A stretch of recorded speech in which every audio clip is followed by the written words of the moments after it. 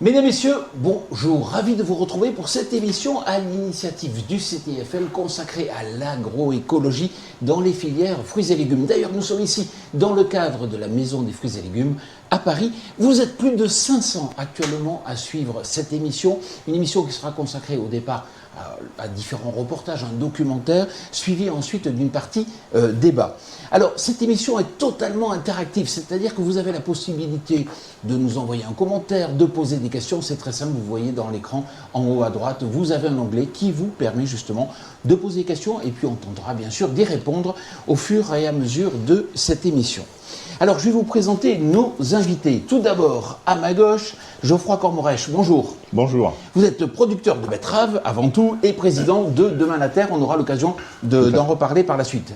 À vos côtés, Bertrand Gassier, bonjour. Bonjour. Vous êtes producteur d'abricots et de pêche, administrateur du collectif Nouveau Champ. Juste à ma gauche, Céline Beau, bonjour. Bonjour. Vous êtes chef de projet achat responsable du groupe Pomona.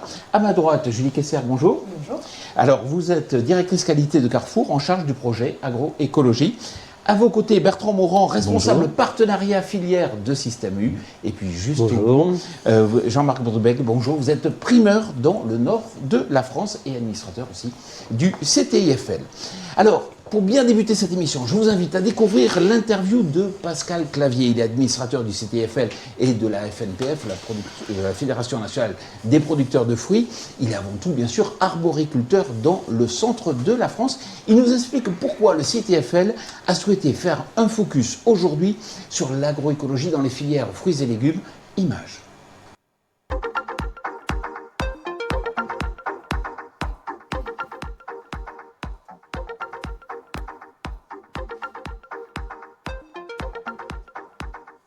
Il est temps de changer de paradigme. Nous avons été portés par l'industrie, la technologie, la haute technologie, les sciences, plein de choses qui sont très intéressantes. Et je pense qu'on s'est pris un peu pour des surhommes. Donc on a imposé un peu à la nature des postures qui ne sont pas toujours très sympathiques. Et on commence à en payer les pots cassés, on le voit dans le changement climatique, la température qui remonte, la glace qui fond sur les pôles. Je pense qu'il est grand temps de se poser des questions. Alors je ne dis pas que c'est de la faute forcément aux petits bonhommes que nous sommes, mais on y contribue beaucoup. Et pour ramener le problème sur l'agriculture, il est temps de changer de nos habitudes et de revenir au naturel et de comprendre surtout et se donner les moyens scientifiques aussi de comprendre comment ça marche, comment ça nous a amené jusque-là et comment on peut aller plus loin pour mourir fier de notre œuvre. Je suis heureux en tant qu'administrateur du CTFL et missionné par ma famille, qui est la famille des producteurs de fruits français, c'est d'accompagner tous ces gens qui ont une vocation. On a une très belle équipe au CTFL, de gens compétents, courageux aussi, et je pense qu'il faut que ces valeurs-là elles soient bien transmises et disponibles aussi pour les producteurs qui vont en avoir besoin, enfin les producteurs et les professionnels, parce que là on est dans la nature, mais le CTFL couvre bien plus que les métiers de la production, hein. Il y a toute la distribution, les stations de conditionnement, les lieux de vente, et je pense que c'est ce qui fait la richesse du CTFL, c'est qu'en fait, il n'est pas très taylorisé, c'est-à-dire qu'en fait, il n'est pas un spécialiste de la production de pommes ou d'endives ou que sais-je, mais il va accompagner toute une problématique qui est une chaîne humaine, et c'est plutôt sympa de travailler sur une chaîne humaine. Alors justement, sur ce thème de l'agroécologie, si on le regarde d'une manière un peu lapidaire, on peut dire que ça existait bien avant nous, bien avant qu'on se pose cette question-là, même si on y a mis un terme, agroécologie. Moi, je trouve que ce terme, qui peut être un terme du moment, moi, il me va très bien parce qu'il correspond à ce qu'on doit faire aujourd'hui. Et qu'on ne fera pas de l'agronomie sans écologie. Donc, il faut qu'on mette les deux ensemble. Et il ne faut pas oublier que si on est capable de produire et de nourrir les hommes aujourd'hui, c'est parce qu'il y a eu tout un passé qui nous a constitué, les éléments constituants qui ont donné ce sol fertile qui nous nourrit tous. Demain, on sera plus nombreux, avec des problèmes climatiques à régler. Et je pense qu'on a besoin de ce côté aussi intellectuel et scientifique, jusqu'à la mise en place au niveau du terrain pour pouvoir transformer l'essai et non pas évoluer dans un monde catastrophique et faire du catastrophisme, mais plutôt recroire en la capacité de l'homme à bien faire. Et j'y crois.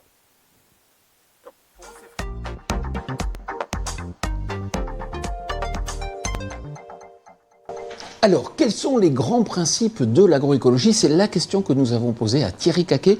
Il est directeur scientifique environnement au sein de l'INRAE.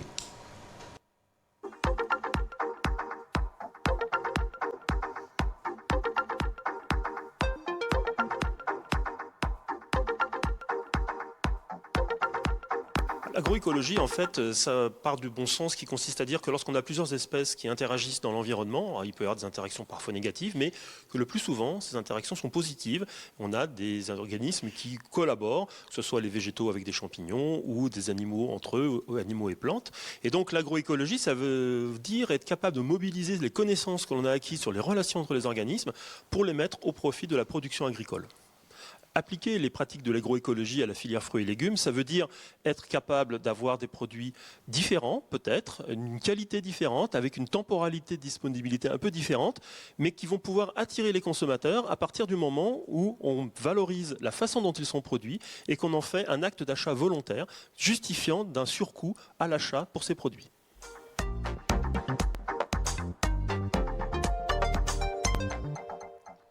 Alors maintenant que nous avons précisé la définition de l'agroécologie, nous allons voir comment cela se concrétise ou comment se concrétisent les travaux de recherche et de développement pour les filières fruits et légumes. Et pour cela, nous allons aller à la rencontre de Mireille Navarrete et Sylvain Simon au centre de l'INRAE de Gottereau dans la Drôme.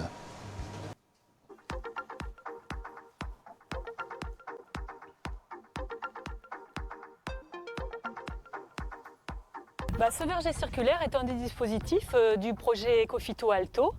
Et donc c'est un projet exploratoire dans lequel on a essayé de repenser l'espace de production de fruits pour produire sans pesticides. Et donc on a fait en sorte, en s'appuyant sur de la biodiversité, que les ravageurs et les maladies aient du mal à arriver sur la parcelle, à s'y installer, à se développer et à se disperser. Et pour ça, on va s'appuyer sur la diversité des espèces, des variétés, des habitats et des plantes associées.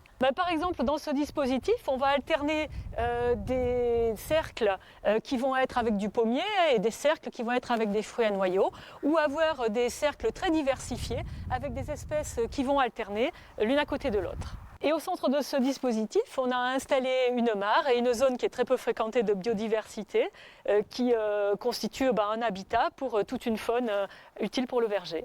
Au sein du dispositif, on a également des perchoirs, des nichoirs, des abris à chauves-souris, des pierriers, des tas de branches, pour toute une faune d'oiseaux et de petits mammifères. C'est tout de suite plus complexe de travailler dans un espace très diversifié parce qu'il y a beaucoup d'interactions, des interactions entre plantes et puis des interactions entre nos pratiques et ces plantes-là. Et donc on s'appuie beaucoup sur du collectif pour travailler dans ce dispositif, que ce soit pour la conception, on a fait de la co-conception avec un ensemble de partenaires du territoire, de la profession, et puis également pour piloter. Et là, ça va être d'autant plus critique qu'on est en culture pérenne et que les choix de plantation et les choix de pratique vont avoir des conséquences pour les années suivantes. Par exemple, quand on va vouloir utiliser le couvert de notre interrang qui est une luzerne pour fertiliser, on se pose aussi la question, cette luzerne, elle a des fleurs qui sont utiles pour les auxiliaires. Est-ce que je la coupe? Et puis à contrario, ça favorise aussi le campagnol. Donc est-ce que je ne dois pas justement la couper pour favoriser la prédation du campagnol? Voilà, donc il y a un ensemble d'interactions qui est vraiment énorme autour de chaque acte technique.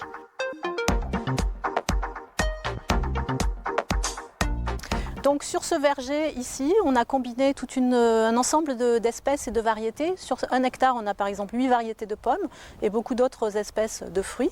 Donc on imagine bien que les volumes qui vont être produits, les volumes de fruits, vont être très divers avec des calibres, des couleurs et des dates de maturité très différentes. Et aujourd'hui, il faut bien reconnaître qu'on n'a pas de mode de commercialisation véritablement performant, en tout cas dans les circuits longs, puisque les grandes surfaces sont plutôt demandeurs de lots très homogènes et de gros volumes. Alors cette question de la diversification, elle se pose, et de l'hétérogénéité des lots, elle se pose aussi bien dans le cas des légumes, où on va pouvoir diversifier à la fois dans l'espace, comme ici, mais aussi dans le temps, faire des rotations de culture. Et donc il va falloir innover aussi sur la question de la valorisation commerciale, réfléchir à des modes de tri différents, faire accepter des défauts visuels aux consommateurs et aux acteurs de l'aval de la filière pour valoriser au mieux économiquement ces vergers qui sont quand même très prometteurs sur le plan écologique. Au niveau de la recherche, on explore différentes pistes autour de l'agroécologie. Le changement suivant, c'est les changements de pratiques au niveau des agriculteurs. Et là, c'est une vraie transition qu'il faut opérer. On a vu que c'est des systèmes qui sont très complexes à concevoir et aussi à piloter. Il faut beaucoup de temps d'observation. On a encore beaucoup trop de connaissances pour les piloter. Et pour les agriculteurs, finalement, ces systèmes-là, ça représente plus de temps, plus de coûts, plus de risques. Et c'est donc important qu'on puisse, que pour que cette transition se passe, que les changements de pratiques soient vraiment soutenus par l'ensemble de la filière, depuis l'amont de la filière avec les fournisseurs de variétés, d'arbres ou de légumes, les fournisseurs d'intrants, jusqu'à l'aval de la filière, la commercialisation et même jusqu'aux consommateurs.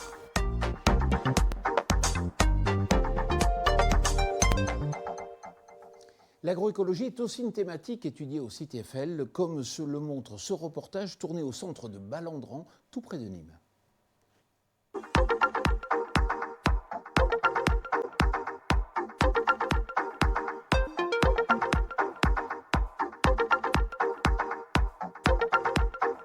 Cet essai s'inscrit dans le cadre d'un projet national qui est coordonné par l'ITAB, qui mobilise une vingtaine de partenaires. Et dans le volet expérimental de ce projet, on cherche à comparer des pratiques de micro-fermes maraîchères diversifiées en bio avec des pratiques de maraîchage bio classiques. Ici, en l'occurrence, donc, on a identifié une pratique qui peut être potentiellement pertinente, celle d'associer la courge avec le maïs. L'idée, en fait, c'est le maïs, lui, va apporter de l'ombrage et la courge va apporter une couverture de sol. Au-delà de l'association courge-maïs, on va aussi intégrer un autre facteur croisé, c'est-à-dire des apports massifs de compost de déchets verts et compost de fumier. Là encore, c'est une pratique de micro-ferme en maraîchage dont on cherche à évaluer l'intérêt et la faisabilité. Donc, le compost va apporter une meilleure fertilité du sol, en tout cas, c'est l'hypothèse qu'on pose. Et ensuite, derrière, nous, on va essayer de voir ce qu'il en est en termes de dynamique de disponibilité en azote. Est-ce qu'on arrive à rester dans la réglementation, à respecter aussi la réglementation nitrate, tout en améliorant la fertilité physico-chimique et biologique du sol? Dans le cadre de ce projet, vous avez un volet d'enquête auprès de plusieurs exploitations qui sont dans un système de micro-fermes maraîchères en bio. Et l'idée, c'est de pouvoir acquérir des références techniques, mais aussi des références économiques et aussi également des références sociales. Donc on est bien vraiment dans l'esprit d'agroécologie où on va essayer de répondre à la fois aux enjeux environnementaux, aux enjeux économiques et aux enjeux techniques. Alors le défi de ce verger en premier, c'est de réduire de 75% les IFT, donc les indices de fréquence de traitement. Et le second défi, c'est de garder un niveau de production haut, d'augmenter la production. On le voit d'ailleurs avec la densité d'arbres qui est là, qui est assez inhabituelle sur les abricotiers, pour augmenter le rendement et pouvoir rester économiquement viable. On est plus sur un aménagement technique du verger adapté, c'est-à-dire que là, vous voyez au sol, on a mis une bâche tissée qui permet d'éviter de mettre du désherbant chimique ou même de faire un travail du sol. En second, alors là, vous ne le voyez pas encore, ça va être placé d'ici quelques mois. Il va y avoir des bâches anti-pluie pour éviter justement la pluie sur notamment la fleur et éviter le monilia qui est une maladie très problématique sur abricotier. Il y aura également des filets anti-insectes qui permettront à certains insectes comme le psylle par exemple ou d'autres insectes de pénétrer dans le verger et de piquer ensuite les arbres. On réalise plusieurs mesures, plusieurs suivis dans ce verger. Donc, bien sûr, les suivis agronomiques classiques qui vont être le suivi de l'eau dans le sol, le suivi de la température, de l'humidité. Et notamment parce qu'il y aura en plus des bâches, donc ça va quand même modifier le climat. Et puis il y a aussi des suivis de biodiversité, puisque c'est quand même aussi très important de savoir si cette réduction de traitement permet aussi une augmentation finalement de la biodiversité dans les vergers. Et donc voilà, on fait un suivi notamment là en automne de plusieurs groupes fonctionnels, donc les araignées, mais également les forficules, qui est un ravageur de l'abricotier, et puis d'autres aussi groupes fonctionnels, à travers des bancs de pièges ou des pots barbeurs. C'est une technique de piégeage qui est un levier qui va permettre de diminuer les populations de forficules associées à de la glu qui est positionnée autour des troncs. Donc en fait, il y a une barrière physique. Et puis derrière, il y a une diminution de la population puisqu'on va vider les pots que vous voyez ici dans lesquels il y a de la frisure de bois où les forficules vont se loger et au moment des attaques, on va faire un vidage et diminuer la population de l'ensemble du verger. Ce qu'on sait, c'est que ce sont, pour la partie éco que vous voyez là, un verger qui va coûter cher, qui va nécessiter un gros investissement. Donc ça ne sera pas à la portée de tous les producteurs. Et est-ce qu'ensuite, le niveau de production qu'on va arriver à avoir et également finalement la valorisation du produit va permettre à ce verger d'être rentable? C'est toute la question qui reste en suspens. Et que, bien sûr, on espère pouvoir comprendre à la fin du projet. Ici, il s'agit d'un verger agroécologique expérimental qui fait partie d'un projet qui s'appelle Alto.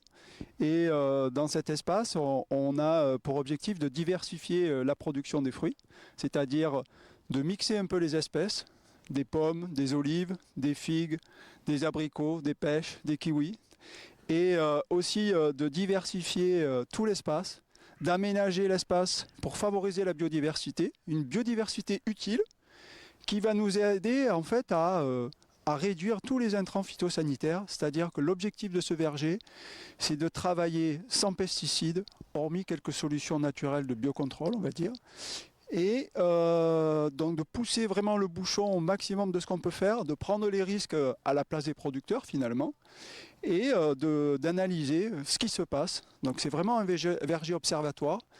D'en analyser les conséquences techniques, économiques, d'étudier la faisabilité d'un tel système qui est poussé un peu à l'extrême, et d'en comprendre aussi les mécanismes et puis d'en tirer des enseignements pour commencer à transférer ou en tous les cas à aller vers un transfert de connaissances.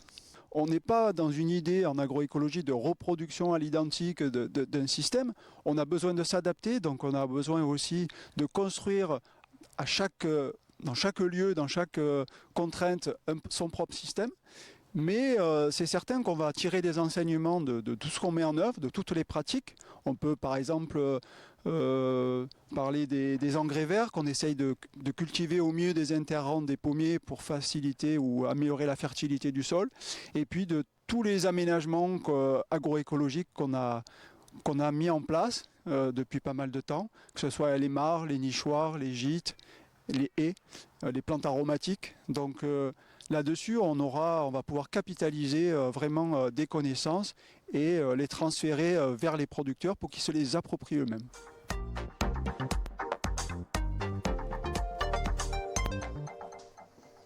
Alors, on va faire une pause interactivité, c'est-à-dire que je vois que vous avez posé des questions, et justement, je vais faire appel à Cathy Eckert et à Arnaud Magnon du CTFL qui sont en régie pour justement formuler ces questions. Cathy, est-ce qu'il y a des questions tout d'abord ? Alors, il y a une question sur l'intervention de Sylvaine qui est un petit peu en lien aussi avec ce qu'a pu nous dire Muriel. Donc, je vais d'abord la poser à Sylvaine et puis Muriel apportera des compléments. Donc, on a parlé d'implantation de vergers circulaires, et dans l'intervention de Muriel, elle a parlé de réduction d'IFT de 75% sur des vergers qui étaient conduits en ligne en adaptant la densité. Et donc, la personne nous demande que faut-il retenir ? Alors, nous sommes en direct justement avec les différents centres. Sylvaine, tout d'abord? Oui, bonjour. Donc, le verger, la forme circulaire n'est qu'un des éléments parmi d'autres. Effectivement, on a fait ce choix-là parce que c'était la forme qui limitait les interférences, l'interface avec l'extérieur. Mais on aurait très bien pu prendre une autre forme. Voilà, c'était un choix qu'on a fait. Et on aurait pu en faire d'autres. Donc voilà, il n'y a pas qu'une seule façon de faire l'agroécologie. Je pense que ça illustre très bien ce point-là. Et Muriel, un complément sur la réduction des 75%? Alors, sur la réduction des 75%, donc c'est un des objectifs, c'est l'objectif principal du projet MIRAD sur abricot. On a choisi les rangs parce que justement, on a essayé d'être dans ce cas-là assez proche d'un verger classique de producteur, puisqu'on sait que ce rang, il est mis en place pour faciliter la récolte et les opérations. Donc, on a quand même fait le choix, dans ce cas-là, de garder le rang. Par contre, on a utilisé d'autres leviers qui vont permettre, je l'espère, d'atteindre ces moins 75%. Donc, Merci. ces autres leviers, ils sont variables. J'en ai un peu parlé dans la vidéo. Et donc, c'est l'utilisation de biocontrôle, l'utilisation de bâches au sol, etc. Merci beaucoup. Cathy, est-ce qu'il y a une autre question? Alors, une autre question, toujours pour Muriel et Jean-Michel. Filet anti-insectes et pollinisation, comment ça marche? Ah, une explication pédagogique. Muriel, tout d'abord. Alors, donc dans le cas de l'abricot, on a choisi une variété auto-fertile, donc on n'aura pas cette difficulté-là, on va dire, de devoir forcément favoriser des pollinisateurs vergers pour faire une pollinisation croisée. Donc, dans ce cas-là, on avait fait ce choix exprès, même si on envisage quand même de compléter peut-être avec quelques ruches à bourdon pour augmenter quand même un petit peu cette autofertilité. Alors, Jean-Michel, je ne sais pas si tu veux compléter. Jean-Michel. Oui, bonjour. Donc en fait, dans le projet que j'ai présenté, là, on n'a pas de filet installé. Donc en fait, il y a un libre accès aux abeilles et aux pollinisateurs sauvages, hein, donc qui sont favorisés par une diversité végétale qui est relativement importante, qu'on peut compléter par de l'abeille domestique, des ruches, donc pour faciliter une pollinisation, par exemple sur le pommier. Alors, maintenant, on va mettre le cap sur un autre centre du CTFL, celui de Carquefou, qui se trouve tout près de Nantes, pour mieux comprendre les interactions qu'il peut y avoir entre les producteurs et l'environnement. Images.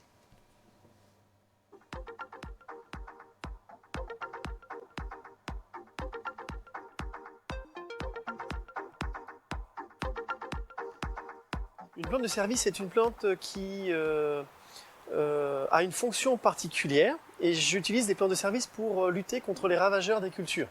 Donc il y a deux types de plantes de service avec lesquelles je travaille. Le premier, c'est les plantes répulsives. Ce sont des plantes que j'associe à la culture pour repousser les ravageurs avec les odeurs en fait. Donc là, j'ai une action directe. Ce sont les odeurs qui repoussent le ravageur et qui l'empêchent de s'installer sur la plante cultivée. Le deuxième type de plantes de service avec lesquelles je travaille, ce sont des plantes qui vont favoriser les processus de régulation naturelle. C'est-à-dire que je vais attirer dans la culture les insectes bénéfiques qui vont venir dévorer les insectes nuisibles. Et donc il y a deux types de plantes. Ce sont par exemple des bandes fleuries ou des haies qui vont apporter un refuge, apporter des ressources énergétiques à ces insectes bénéfiques, qui vont ensuite fabriquer des œufs avec le pollen, le nectar des plantes. Et je mets dans la culture d'autres types de plantes qui vont héberger des pucerons, qui vont servir de nourriture aux larves qui vont sortir des œufs. Et ces plantes-là, ce sont des plantes comme le blé, l'achillée millefeuille, l'ortie, la tanésie. Alors le résultat de nos travaux sont transférés ensuite aux producteurs et l'objectif c'est de les aider à construire leur stratégie de protection des cultures. On va leur dire quel genre de plantes de service ils peuvent implanter, comment ils peuvent les implanter dans leur culture, à quel moment, et tout ça dans la finalité de réduire l'utilisation des produits phytosanitaires, voire la supprimer.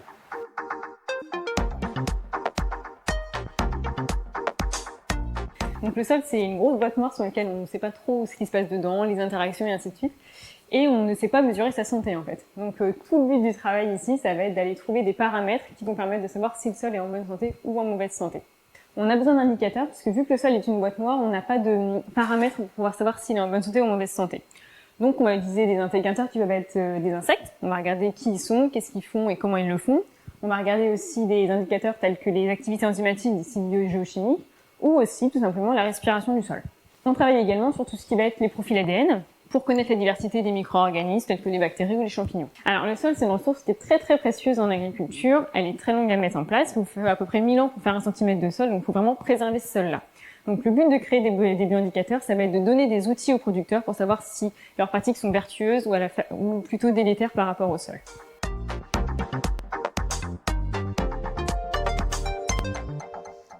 Comment l'agroécologie est-elle perçue par les consommateurs? C'est la question que nous avons posée à Catherine Barros, experte socio-économique au CTFL.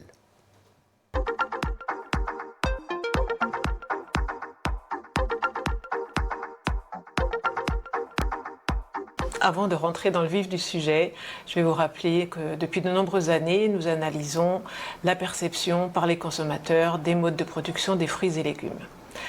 Il se trouve que ces modes de production sont en général peu connus. La référence, c'est toujours le jardin familial, le jardin potager. Deuxième chose, il y a toujours confusion entre les différents logos, signes de qualité, démarche sans ou zéro résidu de pesticides, marque producteur, marque distributeur. Donc confusion pour les consommateurs. Troisième chose, les Français ont a priori confiance et de plus en plus dans les fruits et légumes d'origine française. Et quatrième chose, à chaque fois qu'on les interroge sur leurs critères de choix en magasin, le mode de production arrive en 5e ou 6e position, bien après la variété, l'origine, le prix. On a réalisé une enquête le mois dernier, entre le 15 et le 20 octobre. On a interrogé un échantillon représentatif de la population française et il se trouve que la moitié des Français déclarent ne pas savoir ce qu'est l'agroécologie. 2 Français sur 10 déclarent savoir ce que c'est et les autres pensent le savoir, imaginent le savoir. Et parmi les 2 Français sur 10 qui déclarent savoir ce qu'est agroécologie, il se trouve que les hommes sont proportionnellement plus nombreux que les femmes à dire qu'ils savent ce que c'est, de même que les populations en milieu urbain et les personnes vivant en région parisienne. Comment savoir ce qu'ils en pensent? On a posé 3 questions différentes. On leur a demandé de nous citer des termes de façon spontanée qui définissent l'agroécologie. On a également proposé une liste de termes pour ceux qui ne connaissent pas.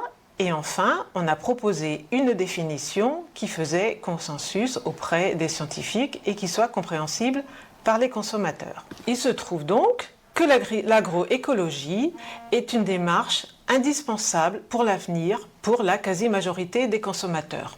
Relativisons, pour la moitié d'entre eux est tout à fait d'accord avec cette démarche indispensable.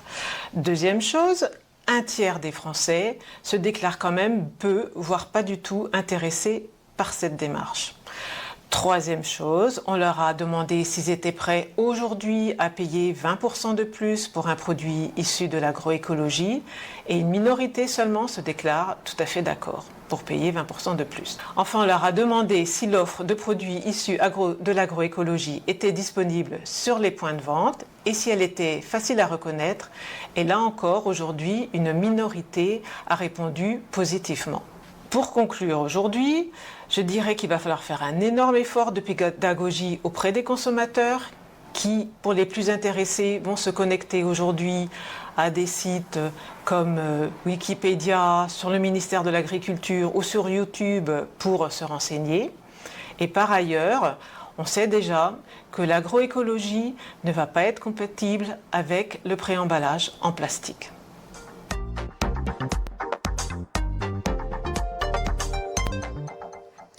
Vous êtes nombreux à nous suivre et à poser des questions et je vous en remercie. Alors Cathy, est-ce qu'il y a une question qu'on pourrait prendre? Alors il y a beaucoup de questions, donc on ne pourra pas forcément répondre à toutes, mais on va essayer de cibler. Alors une question pour Prisca et Sébastien. Y a-t-il des références ou bases de données régulièrement mises à jour sur les différentes associations de plantes Et une autre question qui se rapproche un petit peu, si on a des fiches techniques par espèce produites avec alternative. Prisca, on vous écoute. Oui, bonjour. À ma connaissance, il y a très peu de bases de données. Après, on peut trouver des éléments sur des sites de vulgarisation ou des sites destinés aux amateurs. Par contre, on a quand même des références bibliographiques conséquentes, notamment de divers pays d'Amérique latine, d'Afrique. Il faut savoir que les cultures associées sont assez courantes dans ces régions-là. On parle même de 80% des exploitations qui incluent des cultures associées dans ces pays-là. Cathy, une autre question. Alors, autre question pour Charlotte à Carquefou. Les indicateurs de la vie du sol évoqués sont encore au stade de recherche ou peuvent-ils déjà être utilisés en routine? Qui sont les prestataires? Charlotte. Alors, bonjour. Donc, ceux qu'on a évoqués dans la vidéo, donc activités enzymatiques, elles sont déjà faites en routine. On peut les trouver auprès de Célesta Lab notamment et auprès du laboratoire Auréa. Il y en a d'autres qui sont, on parlait notamment de l'ADN, celles-ci, elles ne sont pas encore en routine, mais il est prévu qu'elles soient en routine d'ici la fin de l'année. Et après, il y en a encore d'autres plus applicables sans laboratoire, tels que les tests avec les vers de terre ou l'observation des insectes. Merci beaucoup. Cathy. Une autre question pour Sébastien, donc toujours à Carquefou. A-t-on une idée de l'efficacité de l'implantation de plantes de service sur les ravageurs dans la culture? Sébastien. Oui, alors on a une idée assez précise là-dessus parce qu'on sait que l'efficacité des processus de régulation naturelle dans les cultures légumières, quand on implante les plantes de service, elle est hyper variable. Elle va dépendre du ravageur que l'on cible et elle va dépendre aussi de beaucoup de facteurs agronomiques comme la fertilisation azotée des cultures, la gestion du climat ou également le type d'ennemis naturels que l'on va favoriser. Par exemple, les stratégies que l'on met en œuvre sont efficaces la plupart du temps contre les pucerons, surtout quand il s'agit de cultures sous abri comme l'aubergine ou le poivron ou le melon. Par contre, quand on veut lutter contre les thrips, qui sont des ravageurs qui ont les mêmes besoins en fait que leurs ennemis naturels, eh bien là, on va vers l'échec. Parce que quand on favorise les ennemis naturels de thrips, on favorise aussi les thrips eux-mêmes. Et à ce petit jeu-là, c'est toujours les thrips qui vont gagner. Donc en fait, l'efficacité de ce genre de stratégie basée sur l'utilisation de plantes de service, eh bien, elle va dépendre de nombreux facteurs agronomiques qu'il va falloir contrôler. Et on met en place aujourd'hui des projets pour étudier cette question-là. Merci beaucoup Sébastien. Alors on va attaquer la seconde partie de cette émission, c'est la partie débat, table ronde. Comment valoriser l'agroécologie au sein de la filière fruits et légumes? Tous les invités sont là, mais juste avant peut-être d'aborder le sujet, j'ai envie de vous poser une question. Qui réagit par rapport à ce que vous avez vu, ce que vous avez appris grâce aux différents intervenants dans le document juste en face? Je veux bien intervenir. Écoutez, je trouve que c'est hyper positif et très encourageant. Nous, on a lancé le sujet il y a 8 ans et on était encore sur la question du pourquoi il faut y aller. Maintenant, j'entends que c'est comment on y va et comment on y va tous ensemble. Et ça, c'est très, très positif. Comment aujourd'hui on va s'affranchir d'une agriculture qui a épuisé nos sols et nos ressources vers une agriculture qui s'appuie sur la nature, effectivement, mais tout en la comprenant. On a besoin de science, on a besoin de la comprendre. Et aujourd'hui, c'est bien ce que tous ces messages que j'ai entendus font passer, c'est en écoutant la nature, et ça va être un formidable atout pour aider à produire demain et produire pour tous, parce qu'on sera à peu près 10 milliards, je crois, en 2060. Il faut continuer à être productif et à arrêter d'opposer un système qu'on dit bio, avec des bonnes pratiques environnementales, et le système conventionnel productif qui abîme la planète. Regroupons tout ça, prenons le meilleur des deux, et aujourd'hui, c'est ce que j'entends. Donc ça, c'est vraiment un message ultra positif. J'en ai entendu un deuxième aussi. C'est l'agroécologie. Nous, en 2013, quand je disais agroécologie, on se moquait presque en disant « personne ne te comprendra ».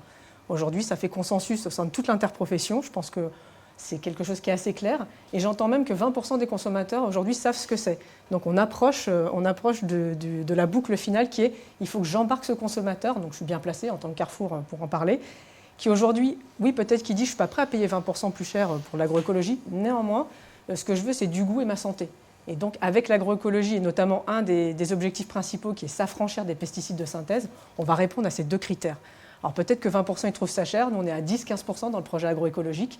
Et aujourd'hui on s'aperçoit que ça commence à fonctionner et que oui, il faut accompagner par de la communication, alors, soit sur des emballages, mais on les retire, ça c'est vrai, soit par des communications comme vous le faites aujourd'hui, ou par des communications télé ou en magasin. Il faut qu'on embarque tout le monde. Et ici, il y a à peu près tout le monde, sauf le consommateur, mais le consommateur est une clé pour nous. C'est s'il est embarqué avec nous, il achètera peut-être des produits un peu moins beaux, un peu moins calibrés, tout aussi bons comme on le disait, et la boucle sera bouclée. Et je trouve que c'est très positif. Merci beaucoup. Alors, on va démarrer par les producteurs. Geoffroy Cormorèche, vous êtes producteur de betteraves rouges, je l'ai dit, président de Demain la Terre. Alors déjà, présentez-nous peut-être en 3 chiffres clés Demain la Terre. Alors merci de votre accueil aujourd'hui. Demain la Terre, c'est une association qui a 15 ans. C'est 3 chiffres, on pourrait dire les 3 chiffres qui la caractérisent le mieux. Alors des chiffres, je pourrais en donner un paquet, parce qu'on en a beaucoup. Mais les principaux, c'est en 2019, c'est à peu près 200 000 tonnes de fruits et légumes. Aujourd'hui, c'est 400 producteurs et 4000 salariés, puisque dans l'association, on n'oublie surtout pas l'homme. On a l'environnement, mais on a aussi l'homme, qui est très important. Et puis, dernier grand chiffre, c'est...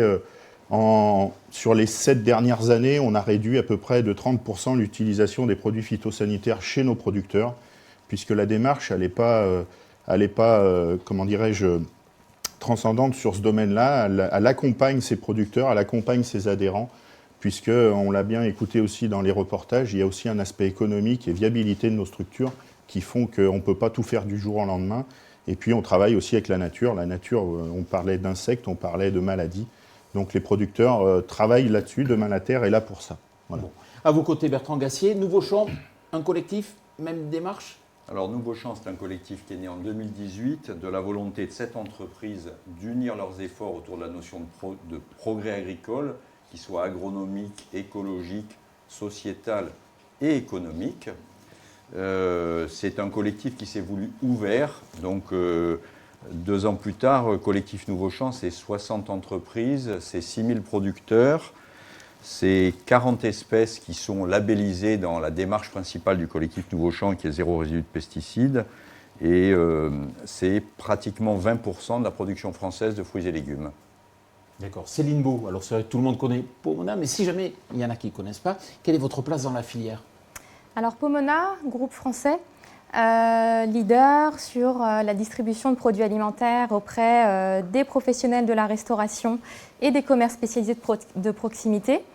Le groupe est organisé en réseau de multispécialistes, réseau d'experts spécialisés soit par typologie de produits, soit de clientèle. Et aujourd'hui, je participe à la table ronde en particulier au nom de notre réseau Terre Azur, qui est spécialiste des fruits et légumes frais et produits de la mer frais. Quelques mots sur Terre Azur, c'est 50 000 clients professionnels de la restauration collective et commerciale, GMS et aussi magasins de proximité. C'est une expérience centenaire en fruits et légumes. Donc lorsqu'on entend les producteurs parler, c'est notre quotidien. Nos équipes achats sont vraiment au contact du terrain et entendent toutes ces expérimentations, ces discours. Terre Azur, c'est aussi 900 millions d'euros de chiffre d'affaires et 18 directions régionales. Donc, en écho à ce que je viens de dire, des équipes proches, des équipes locales, des filières amont et de nos clients locaux. Julie, au sein de Carrefour, l'agroécologie au quotidien, ça se décline comment? C'est quoi concrètement? L'agroécologie au quotidien, ça fait 8 ans qu'on a lancé le projet. On accompagne les producteurs dans les champs avec des scientifiques. On paye des prestataires pour nous aider à trouver des solutions pour la transition agricole. Et dès qu'on réussit, en fait, la preuve consommateur, c'est je cultive sans pesticides de synthèse. Ça, c'est notre objectif final. Mais parfois, on s'aperçoit que ce n'est pas si simple que ça. Il y a beaucoup de contraintes et il faut transformer le modèle. Donc, si on réussit à faire du kiwi sans insecticides, on le dira directement au consommateur, on lui mettra dans les mains finales. Ou si on a fait de la fraise sans pesticides de synthèse dès la floraison, parce qu'on n'a pas fini d'attaquer tout le sujet, on lui mettra aussi directement en place. En 2014, on avait fait 10 tonnes de fraises. Aujourd'hui, on va avoir 25 000 tonnes de produits cultivés sans pesticides de synthèse. Donc pour nous, c'est une réussite et aujourd'hui, on doit continuer à déployer tous ensemble. Même combat chez Système U? Totalement. Chez U, on va dire l'agroécologie, on s'y intéresse depuis un petit moment. Ça fait partie, on va dire, de la construction de nos filières, justement parce que on parlait d'interaction tout à l'heure dans le monde agricole, monde végétal, entre les différentes espèces, le sol, les plantes. Je pense que du coup, nous aussi, on doit interagir au sein de la filière pour vraiment faire avancer les dossiers de l'agroécologie pour que ce soit une vraie prise en compte chez nous. Donc on a tout un système de formation, on pourra y revenir plus tard, mais ce qui est important, c'est en effet que l'agroécologie diffuse dans l'ensemble de l'entreprise pour que, on va dire, tout le monde s'implique, connaisse ce que c'est. On voit bien 20%, enfin, il y a une grosse partie des personnes qui ne connaissent pas ce que c'est ou prétendent savoir ce que c'est, donc il y a un gros sujet de pédagogie là-dessus. Et en effet, c'est de l'accompagnement auprès des producteurs pour trouver les bonnes solutions pour intégrer ça dans nos cahiers des charges. Et Jean-Marc, on est primeur, ça se décline comment au quotidien, dans votre quotidien? Alors l'agroécologie, c'est assez flou dans l'esprit des clients. Ils pataugent un petit peu, ils ne savent pas trop ce que ça veut dire exactement. Moi, la seule chose que je peux vous dire, c'est que c'est le consommateur qui décide, c'est lui qui achète et c'est lui qui fait vivre la filière. Et il y a 4 attentes fondamentales qui se découvrent là maintenant. La première attente, c'est le goût. C'est vraiment un facteur dont il faut être très conscient. Forcément, quelque chose qui est bon, on le revend. On ne le vend pas qu'une fois, on le vend plusieurs fois. Et donc, il y a une attention très particulière à faire sur le goût. Le deuxième événement qui se remarque plutôt récemment là maintenant, c'est la notion de santé. C'est-à-dire l'association de l'alimentation par rapport à la santé. Et on voit bien aujourd'hui que la santé publique est un problème majeur avec ce qu'on voit aujourd'hui. Donc il y a vraiment un rapport là qui est sollicité. Ensuite, il y a un autre événement encore plus récent, peut-être 3 ans là aujourd'hui, où il y a le souci de l'origine. Et les clients sont très friands de savoir d'où proviennent les produits. Et il y a même une nationalisation qui se fait, c'est-à-dire qu'il y a vraiment un engouement pour les produits français et voilà, un certain recul sur les produits d'importation. Et ce qui complète ce phénomène-là, c'est le phénomène saison. Donc, alors qu'autrefois, dans mon parcours, j'étais capable de faire des étalages de fraises et de framboises d'hiver, aujourd'hui, c'est plus convenable. C'est-à-dire qu'on ne peut plus proposer, c'est plus demandé. Les gens souhaitent profiter des produits de saison et ils ont tout à fait raison. C'est là où il est le moins cher, c'est là où il est le meilleur et c'est la réalité de la culture d'aujourd'hui. Donc, voilà ce que je peux témoigner en tant que distributeur. L'agroécologie se développe, mais comment vous la valorisez, vous, dans vos métiers? Je ne sais pas, côté producteur. Ah, ça c'est une bonne question. C'est la vraie question du débat d'ailleurs. Comment valoriser l'agroécologie? Moi je veux dire plusieurs choses en préalable. C'est que l'agroécologie, c'est une question d'objectif et d'intensité. 80 à 90% de la production française de fruits et légumes pratique déjà une partie d'agroécologie. Donc la vraie question, c'est quelle intensité et quels objectifs on se donne. On a parlé de pas de pesticides de synthèse, mais à ce moment-là, pourquoi aussi des pesticides d'origine naturelle qui sont pas plus sains? Est-ce qu'on veut être avec 0 intrant, pas d'engrais, pas de 0 pesticides, etc.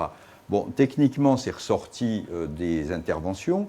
La première chose, c'est qu'il y a quand même encore, pour allons jusqu'au bout, étant jusqu'au boutiste, un 0 intrant. Il y a encore d'énormes trous dans la raquette. Les trous dans la raquette, ils sont ensuite très variables d'une espèce à l'autre. Il y a des espèces sur lesquelles, Julie a cité le kiwi. Le kiwi, c'est pas très compliqué. La pêche, c'est beaucoup plus compliqué. Voilà, donc ça va varier d'une espèce à l'autre. Et la deuxième question, c'est qu'il y a un vrai surcoût qui est lié soit au surcoût de l'opération, aller coller de la glu au pied d'un arbre, c'est beaucoup plus compliqué que passer un insecticide, ou il y a un surcoût qui est lié à l'aléa et à la prise de risque. Et le producteur, si on ne trouve pas des méthodes, il ne peut pas assumer ce surcoût. Et les surcoûts, dans un certain nombre de cas, ils peuvent être très importants. Voilà, donc est-ce qu'on peut valoriser, et il faut se rappeler que quand on interroge les consommateurs, ça a été dit par la personne qui est intervenue sur le consommateur, le premier facteur, c'est le prix. Voilà, on va trouver des facteurs comme le prix, le goût, l'origine, etc. Et le mode de culture vient aussi. Donc quand on a des surcoûts qui sont de 30, 40, 50% par rapport à un produit cultivé de façon plus traditionnelle, il y a une vraie équation à résoudre. Bertrand, je vous entends bien, il y a des surcoûts. Moi, je vous parlais de valorisation. Je n'ai pas senti qu'il y avait une valorisation derrière, dans votre propos. Il y a une valorisation possible à plusieurs conditions. La première condition, c'est d'être capable d'identifier de quoi on parle. Il faut identifier le produit en magasin ou en rayon pour le consommateur. Ensuite, en fonction du niveau d'ambition que l'on a, de la clarté des objectifs, de la fiabilité par le biais d'une mesure des objectifs qu'on s'est donnés et de la construction d'un label ou d'une marque, on peut atteindre une valorisation, et on peut atteindre une valorisation sur une frange de consommateurs. Tous les consommateurs ne payeront pas 30 ou 40% de plus pour une démarche dont en plus 8 sur 10 ne comprennent pas bien le sens. Côté GMS, je rejoins en effet, vous parlez de survaleur de 40 à 50%. Quand on voit dans l'étude consommateur une survaleur de 20%, il n'y a qu'un tiers, je crois que c'est ça, un tiers des consommateurs qui sont prêts à le payer. Donc il y a un vrai sujet en effet de valorisation. Nous, ce qu'on pense, c'est qu'en effet, il faut trouver la bonne communication, et c'est ça aussi l'intérêt aussi du CTIFL, d'Interfel, de pouvoir vraiment valoriser l'agroécologie au sens large. Pour nous, ça ne peut pas être un seul claim marketing.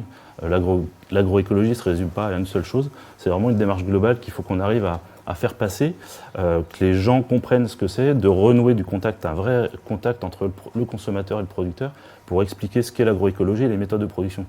Moi, je pense, partie des gens, là, on va dire, qu'on aurait pu être interrogés il y a quelques années en disant l'agroécologie, je sais ce que c'est. En fin de compte, j'en sais strictement rien. J'ai une formation d'ingénieur agronome, donc du coup, j'ai été fortement perturbé quand j'ai découvert tout ce qui tournait autour de l'agroécologie. La façon de faire, ça remet en cause beaucoup de choses, on va dire, au niveau agronomique. Donc ça, c'est quelque chose sur le long terme. Et je pense qu'il faut qu'on arrive, si on veut faire passer ça auprès du consommateur, donc c'est vraiment une communication globale, pas stigmatisée sur un phénomène, parce qu'en effet, ça peut être déstabilisant, notamment, en effet, c'est un parti pris de dire, en effet, on supprime les pesticides de synthèse.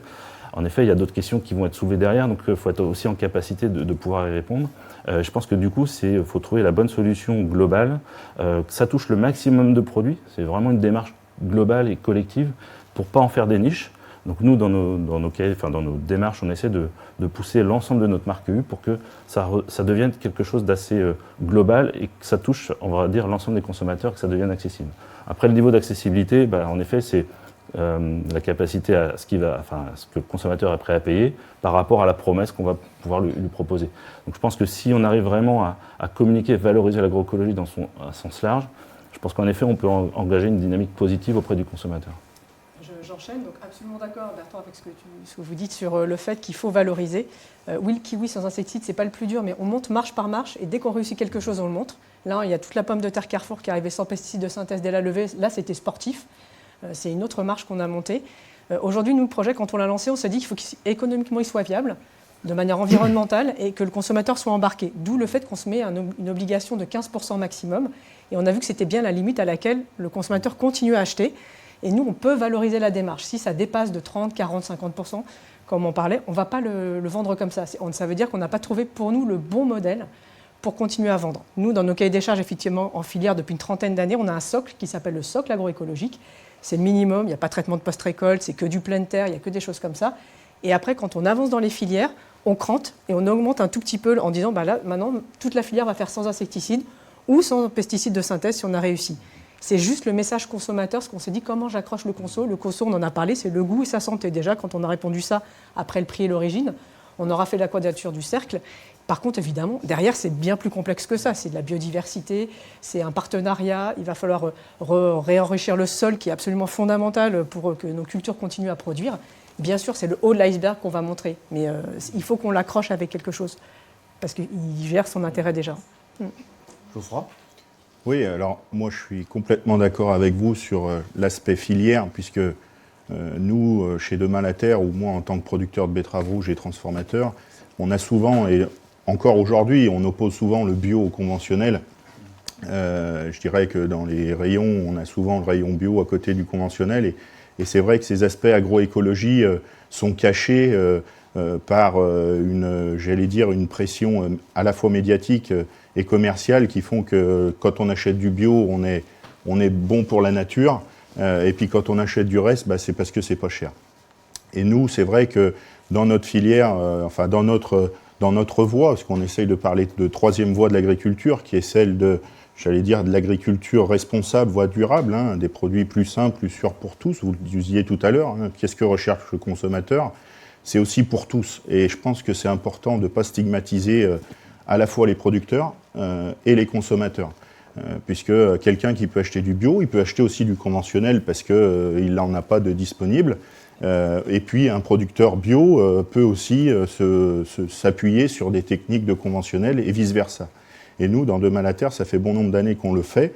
Et je dirais qu'aujourd'hui, une récompense qu'on peut avoir, c'est de pouvoir être partenaire du ministère de l'écologie qui vient de sortir le partenariat sur l'engagement de la nature pour la nature. Voilà. Donc là, on vient d'être certifié partenaire engagé pour la nature du ministère. C'est aussi une valorisation pour nos producteurs, puisque que ce soit chez des distributeurs de restauration en foyer ou des distributeurs vis-à-vis des consommateurs, le vrai enjeu, il est là. Il est sur la pluralité d'une démarche et ne pas se fixer que sur un objectif à la fois soit technique, soit social, soit économique. Geoffroy, je ne suis pas certain d'avoir bien compris. Bertrand a parlé de surcoût 20, 30, 40%. Vous arrivez à les valoriser aujourd'hui? Vous êtes mieux payé? On ne vend pas plus cher, mais on est déjà plus serein et on vend mieux. Je dirais qu'aujourd'hui, nos producteurs, on a 20 entreprises adhérentes à Demain la Terre qui regroupent ces 400 producteurs. Je dirais qu'aujourd'hui, on est serein sur ce que l'on vend. On est serein à la fois sur l'environnement, puisqu'on a des critères, bon nombre de critères sont dans notre démarche et dans notre référentiel, puisqu'on est contrôlé une fois par an par un organisme indépendant. Et puis, je dirais qu'il y a tout cet aspect social et sociétal qui font que pour nous, c'est très important. Et c'est vrai qu'on ne se donne pas que cet objectif-là d'environnement sur cette démarche. Bertrand ? Moi, je veux dire plusieurs choses. La première, c'est un peu un coup de gueule, mais la production de fruits et légumes française, elle est vertueuse. Et on ne doit pas se laisser culpabiliser sur le thème qu'on a mal cultivé, mal produit, etc. L'agriculture française, elle est vertueuse, elle produit, et la part de l'alimentation dans le budget des ménages, de façon un peu générale, elle est passée de 27-28%, enfin il y a des gens qui savent mieux ça que moi au CTFL, à 16%. Donc c'est parce que l'agriculture a fait des progrès. Des pratiques agroécologiques, il y en a depuis longtemps. Et, enfin, agroécologiques, voilà, faire de la confusion sexuelle en arboriculture, c'est quelque chose d'ancien et qui limite le recours aux pesticides. Et c'est né il y a déjà plus de 20 ou 25 ans. Donc, il se fait de l'agroécologie. Après, la vraie question, c'est de dire qu'est-ce qu'on veut. Alors, il faut être très humble. On ne sait pas toujours résoudre les questions, mais il y a une clé pour la valorisation. Soit on est sur un label d'entreprise, alors on n'en a pas parlé, puis on n'est pas là pour s'opposer, type HVE, voilà, qui est une sorte de brevet de bonne conduite, qui est une labellisation d'entreprise. Soit on est sur une offre ciblée. Alors, ce n'est pas du tout pour vendre la soupe, mais dans le collectif Nouveau Champ, on a pris un sujet, on a fait un peu comme vous faites, on a pris un sujet, on a dit voilà, on va définir quelque chose, c'est 0 résidu de pesticides, qui soit d'ailleurs de synthèse ou naturel. Donc on a pris un objectif clair, donc il est communicable. On a pris un objectif qui est concret, qu'on sait mesurer, donc on sait le vérifier. Et on a pris un objectif qui est identifiable, donc quelque part on sait le valoriser. Voilà, on sait le valoriser. Et donc sur un segment de l'offre, on a une offre qui est claire, vérifiée, identifiée. Et donc dans ce cas-là, je vais répondre, on arrive à identifier. Mais ça demande un très gros travail parce qu'il faut avoir ciblé les choses jusqu'au stade du rayon. On va être très précis. Julie a dit que vous pouviez valoriser quelque part 10, 20, peut-être %, mais pas au-delà. Vous arrivez à valoriser les 30, 40%? On va d'abord observer que le bio, c'est en moyenne 70% plus cher qu'un produit conventionnel dans le domaine des produits frais.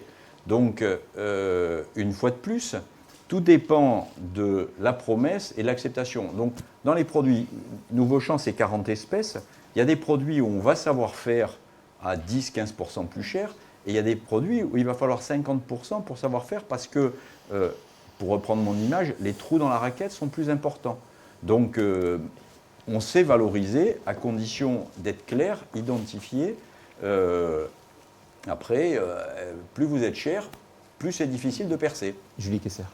Alors, je suis d'accord. Donc, nous, on vend aussi les produits zéro résidu en magasin. En fait, nous, on a notre démarche propre parce qu'on On était sur un terreau fertile qui s'appelle les filières depuis 30 ans, où on avait effectivement, là où je rejoins, déjà en France des très bonnes pratiques culturales. Nous, on travaille pour plusieurs pays. Nous, l'agroécologie, on l'a traversé à travers tout Carrefour dans le monde. J'ai bossé avec l'Espagne, l'Italie, la Belgique. On est en avance en France. Là-dessus, il faut qu'on soit assez fiers de nous. On était déjà en avance, d'où l'intérêt d'accélérer cette transition avec ce qu'on sait déjà faire en France. Et nous, encore plus avec nos filières, parce qu'on était toujours avec des partenaires depuis toujours main dans la main, producteurs, consommateurs. Donc finalement, dès que j'ai une réussite, je la mets en rayon. Par contre, il y a cette partie-là. Moi, les filières, c'est 15 à 20% de mon volume global qui doit être d'1 million de tonnes. Il y a tout le reste. Donc dans tout le reste, je vais mettre du zéro résidu, je vais prendre du HVE, je vais valoriser toutes les bonnes de demain la terre, toutes les bonnes choses, je vais les mettre en rayon. Nous, on pense qu'il faut travailler quand même au champ jusqu'au bout, et c'est ce que vous faites, c'est juste que la promesse, c'est zéro résidu, mais jusqu'au champ en disant, oui, le consommateur, il veut pas de pesticides et du goût, comme on l'a dit, mais il faut aussi qu'on travaille l'environnement pour que tout ça re-rentre dans un cercle vertueux et qu'on ne se tire pas une balle dans le pied sur aujourd'hui on produit tout ça, mais demain si on ne prend pas soin de notre terre, il n'y aura plus rien. Donc je suis d'accord, il faut tout valoriser. Oui, il y a plein de trous encore dans la raquette, c'est pour ça que c'est sportif et intéressant d'ailleurs, et que c'est bien tous ensemble, on peut y arriver, parce que si vous faites des super trucs mais le conso il n'achète pas, on a perdu. Si le conso il vous demande des trucs tout de suite maintenant qui ne sont pas réalisables, on n'y arrivera pas. Donc il faut bien que tout ça, ça se mette en route tous en même temps. Jean-Marc, vous êtes au contact du consommateur, vous arrivez à lui expliquer qu'il faut payer plus cher? Oui, alors le consommateur a besoin de deux choses en fait, de transparence déjà pour commencer. Donc effectivement, il peut très bien comprendre qu'à un moment donné, on ait besoin d'un produit de traitement pour une invasion quelconque et on est très capable de le communiquer, il est très capable de l'accepter. Et le deuxième élément, c'est de la pédagogie, c'est-à-dire qu'il faut à tout prix aujourd'hui, comme c'est flou, il faut à tout prix faire comprendre à nos clients que voilà, il y a plusieurs types d'agriculture, on est tous bien évidemment, et les agricultures en premier parce que c'est eux qui dispensent les produits, on est tous bien évidemment sur l'amélioration de la culture et l'amélioration majeure de la culture. Après, je voudrais rebondir, on ne le dit pas suffisamment, mais excusez-moi, mais la plus belle production maraîchère et fruitière, c'est quand même la France. On nous a interdit tellement de produits depuis tellement longtemps que tout le monde s'est adapté à de nouvelles méthodes de culture et on n'arrive pas à le communiquer. Et croyez-moi, je vous assure qu'on est beaucoup plus vertueux que nos pays voisins sans bien sûr les nommer. Donc voilà, il y a vraiment un problème de conviction à transmettre à nos clients et qui sont très volontiers prêts à accepter, c'est évident. Et quand on dit on n'y arrive pas à communiquer, pourquoi, à votre avis? Parce que c'est pas fait dans les rayons, parce que vous en parlez pas assez? Oui, sûrement. Alors il y a eu toujours une espèce de fossé qui existait entre les producteurs et les distributeurs, ce qui est une erreur colossale et qu'il faut lisser à tout prix et de toute urgence. Donc dès lors que déjà on aura une conviction de la filière dans tout son ensemble, ce sera déjà beaucoup plus facile à transmettre. Mais c'est déjà fait, hein, c'est déjà en cours. Donc voilà. Après, oui, il faut parler de l'agroécologie. Il faut voilà, sur les points de vente, il faut qu'on en parle, il faut qu'on l'annonce, il faut qu'on ait un problème de pancartage, il faut qu'on identifie l'agriculture, il faut la notion de terroir aussi, on ne parle pas suffisamment de notion de terroir, et pourtant, ça existe dans le fromage, ça existe dans le vin, ça n'existe pas dans le fruit et légumes. Et il y a des terroirs pour les produits, il y a forcément tout ça. Il y a beaucoup de choses à faire dans la transmission de l'information. Bon, alors ça réagit beaucoup justement en direct, mais juste avant, je voudrais quand même de prendre les questions, je voudrais quand même poser la question. Vous, chez Pomona, vous avez choisi l'HVE, on a un peu parlé, donc au niveau de l'entreprise. Expliquez-nous. Alors on a choisi l'HVE, pas que. Pour rebondir en tout cas sur les propos, on est au sein de notre filière de professionnels, qu'on s'adresse nous à des professionnels de la restauration, confrontés finalement aux mêmes difficultés de communiquer nos actions. Je pense aussi que pourquoi c'est difficile de communiquer, c'est parce que le sujet est quand même technique. On est tous autour de la table là, experts, ingénieurs, on parle de choses quand même très techniques. Donc vulgariser ça, simplifier ça pour le consommateur final, et nous on le voit même à notre niveau auprès de nos clients restaurateurs, que ce soit de la restauration collective, commerciale, c'est compliqué. Donc il y a un vrai défi de la filière, des producteurs, de rendre accessibles leurs pratiques. Alors nous, l'opportunité qu'on a en restauration, c'est la loi Egalim. En 2022, à partir de janvier 2022, 50% des menus de restauration collective vont devoir proposer des produits plus durables, de qualité, et les certifications environnementales, niveau 2 et niveau 3, donc HVE, effectivement, sont éligibles à ces 50%. Donc pour nous, au niveau de la restauration, c'est une vraie opportunité de pouvoir valoriser ces produits. Je dis valoriser, pas forcément uniquement d'un point de vue tarifaire, mais d'en parler, de valoriser les bénéfices et voilà, le côté vertueux. Donc malgré tout, c'est quand même pas simple d'en parler. On voit bien que nos clients ne savent pas exactement ce qu'est le niveau 2 de la certification environnementale, des obligations de moyens sur de meilleures pratiques culturales, le niveau 3 des obligations de résultats, on rentre là vraiment dans le technique. Donc nous, pour évoluer, avancer sur le sujet, on a adhéré là, depuis le dernier salon de l'agriculture à l'association pour le développement de la HVE. L'idée, c'est voilà, vraiment d'être au plus près des sujets de la HVE en amont, des filières, et puis de relayer ces messages, de relayer voilà, le discours à nos clients. En étant voilà, adhérents, on a vraiment envie d'être vraiment acteurs et dynamiques sur le sujet pour faire passer les messages et que tout le monde comprenne l'intérêt de pousser ces filières-là. Le problème, c'est qu'en termes de communication, on a bien centré sur une seule chose. Or là, on voit quand même qu'on a un peu une jungle de valorisation et c'est le vrai problème. Et en plus, à l'international, c'est pas du tout la HVE. Vous misez sur... Alors effectivement, la certification environnementale, le dispositif de certification environnementale est actuellement développé essentiellement en France. On n'achète pas qu'en France parce que toutes les cultures ne sont pas, adaptées au terroir français. Donc quand on est obligé d'aller effectivement se fournir en dehors de nos frontières, on capitalise, nous, à date, au niveau du groupe Pomona, sur la certification Global Gap et ses équivalents, parce que selon les pays, il peut aussi y avoir des référentiels spécifiques, mais qui recouvrent les mêmes champs d'action. Donc voilà, on a déjà beaucoup de producteurs qui sont certifiés Global Gap et on demande de plus en plus, on fixe des objectifs à nos fournisseurs, producteurs, d'être de plus en plus systématiquement certifiés. Alors pourquoi Global Gap aussi? Parce que Global Gap couvre aussi beaucoup de points de la certification environnementale. Donc dans un souci aussi de cohérence en termes, au niveau de nos différentes origines d'approvisionnement. Voilà, Global Gap, nous sommes cohérents. En plus, c'est une démarche qui est toujours en progression, les référentiels évoluent.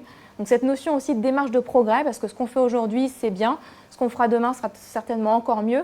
Voilà, on valorise nous aussi les référentiels qui prônent des démarches de progrès, et voilà, que ce soit dans nos approvisionnements français ou étrangers. Bertrand, je vous sens, et Geoffroy, un peu réagir par rapport à ça. Trop de démarches. Alors oui, alors on ne peut pas dire ça parce qu'on fait partie de certaines de ces démarches. Et je dirais que la force des deux démarches que vous avez prises aujourd'hui en exemple, et je vous en remercie, c'est que c'est des démarches qui viennent de la production. Donc c'est des démarches de producteurs. Et ces producteurs-là, il y a un jour, ils se sont mis autour de la table pour dire qu'est-ce qu'on peut apporter de mieux aux consommateurs par l'intermédiaire de nos distributeurs. Puisque tout à l'heure, vous posiez la question pourquoi il y a eu un décalage entre la philosophie des producteurs et des consommateurs. Je pense que pendant bon nombre d'années, le monde agricole en général a été mauvais communicant, a laissé la communication à la distribution et je dirais qu'à juste titre, les gens, pendant des années, ils achetaient du pas cher et du volume. Aujourd'hui, ils se rendent compte que le monde agricole se fait un petit peu taper dessus. C'est pour ça que des démarches comme les nôtres sortent du chapeau. Et je dirais qu'aujourd'hui, on arrive avec des vrais éléments et des vraies forces. Vous parliez tout à l'heure de plan de progrès. Aujourd'hui, le 15 ans, la démarche de Malinter, elle a 15 ans. Je peux vous assurer que depuis 15 ans, les marches ont été franchies de façon importante pour arriver à une démarche concrète. Et je crois que le CTIFL, il y a quelques années, avait valorisé la démarche en disant qu'elle était la plus aboutie de toutes les démarches. Et je dirais qu'aujourd'hui, c'est vrai que pour vous, distributeurs, mais aussi surtout pour le consommateur, c'est qu'on soit capable d'expliquer ce qu'on fait. Et la démarche est tellement... Nos démarches sont... Alors oui, vous avez, pour le collectif Nouveau Champ, un flash sur le zéro résidu de pesticides, mais nos démarches, elles vont plus loin. Et c'est là où il faut aussi pouvoir le valoriser. Mais c'est aussi grâce à vous, et j'espère que vous serez des partenaires demain de nos démarches. Vous le êtes déjà aujourd'hui, mais il faut aussi l'accentuer. Alors vous avez vos démarches personnelles, comme FQC chez Carrefour, ou moi peut-être que demain on sera distributeur FQC en betterave rouge, et je l'espère, mais il ne faut pas non plus se fermer là-dedans en disant il n'y a que ça qui existe et il n'y a que ça qui est bien. Nos démarches, elles existent, et travaillons ensemble. Voilà. Beaucoup de questions, beaucoup de réactions. Je vous donne juste la parole après. Arnaud, Cathy, qui prend la parole? Oui. Oui, bonjour. Donc des questions pour revenir un peu sur le volet des reportages et techniques avec en fait une question peut-être pour tout le monde, peut-être au départ pour la distribution. On a vu des systèmes de production diversifiés, des cultures associées. On a parlé d'hétérogénéité des produits dans des systèmes très poussés en termes de techniques agroécologiques. Comment est-ce que vous envisagez ça à moyen terme? Est-ce que du coup cette question de l'évolution des produits en termes de qualité visuelle et de disponibilité, comment pour des grands distributeurs et pour toute la distribution, comment est-ce qu'on envisage ça? Julie Kessler, Bertrand Morand. Alors, donc oui, ça fait partie du projet, c'est évident. On l'a attaqué sous plusieurs... Et on n'a pas fini, parce que c'est des vrais sujets de société aussi. On a fait rentrer des nouvelles variétés, toujours pour pouvoir répondre en fait aux cultures agroécologiques. Il nous faut des variétés un peu plus résistantes aux maladies que les variétés qui parfois sont utilisées. Donc ça, c'est, je rebondis, on les teste gustativement avant pour voir si elles ont un intérêt gustatif. Si elles l'ont, plus un intérêt agroécologique, alors on va aller les mettre en magasin. Ça, c'est un premier pan. Le deuxième pan, on a réussi pour l'instant à le transformer l'essai en hypermarché. Sur les pommes, aujourd'hui, vous allez avoir différents calibres. Et je rejoins, les calibres vendus en vrac, aujourd'hui, c'est les plus gros et les plus beaux. On a des calibres qu'on va vendre les plus petits en premier prix, en disant ça, c'est pour faire de la compote ou autre. Et on a un calibre intermédiaire qui a été très bien cultivé en agroécologie. Aujourd'hui, on va le mettre en barquette. Alors, ça reste de l'emballage, mais on arrive à le valoriser comme ça en disant prenons tout l'arbre, parce que sinon, on ne pourra pas valoriser correctement. Je ne vais pas pouvoir mettre les 15% juste sur le haut du panier. Ça, c'est le premier point. Le deuxième point, et là, on y travaille actuellement, notamment en pommes, parce que c'est compliqué, comment je réintègre de la variété comme je l'ai fait dans le bio. Le bio a absolument transformé l'essai aujourd'hui. On prend des catégories 2, on a plein de variétés différentes gustatives, et dans la tête du consommateur, c'est évident que même si c'est un peu moins joli, finalement, c'est du bio, c'est normal. Demain, on veut essayer de faire la même chose avec l'agroécologie. Demain, c'est une évidence. Il faut que ça devienne une évidence pour tout le monde. J'achète, ok, ma pomme, elle est un peu moins grosse, un peu moins jolie, mais elle ne sera pas évolutive, et elle sera très bonne. Donc le chemin n'est pas terminé, c'est ce que je disais tout à l'heure, il faut embarquer le conso avec nous, parce que le consommateur, il vous dit une chose, moi je veux bien acheter des produits pas trop chers, mieux cultivés, mais quand il est en rayon, force est de constater qu'il va aller prendre la plus jolie pomme, et qu'il va aller parfois prendre le prix le moins cher. Mais c'est naturel, moi je fais mes courses, on est tous pareils. Donc c'est le dernier maillon que j'embarque avec moi, et on fait pas mal de com en ce moment sur la pomme de terre qui arrive, sur les réseaux sociaux, pour tenter d'expliquer cette démarche auprès du consommateur et son rôle à lui, là-dessus, et sur l'anti-gaspi, je préfère payer un peu plus cher et pas jeter. Finalement, j'aurais consommé la même chose. Donc il y a encore un gros morceau qui est de ce côté-là, mais oui, on a déjà enclenché, via les variétés et la valorisation, le sujet chez nous. Bertrand Morand. Alors oui, en effet, c'est un vrai sujet, et je pense qu'en effet, on est tous d'accord de dire à un moment donné, ce qui sort du champ doit être valorisé à son maximum. C'est aussi l'intérêt de pouvoir aussi partager entre professionnels.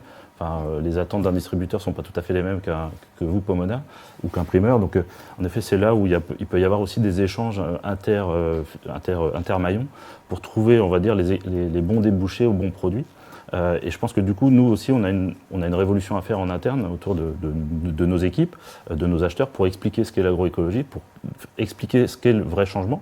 Et du coup, on a aussi une approche différente sur nos cahiers des charges. C'est-à-dire que on avait des cahiers des charges avec des obligations de résultats quelque part, ou de moyens. Là, on le voit bien, l'agroécologie n'est pas une réponse unique. Il va falloir s'adapter, il faut s'adapter au terroir. Je pense que vous disiez sur la notion de terroir doit être importante et on doit forcément la remonter beaucoup plus. Et qu'à un moment donné, c'est global, c'est l'exploitation qui se transforme. Et ça, faut qu'on l'entende et qu'on l'écoute.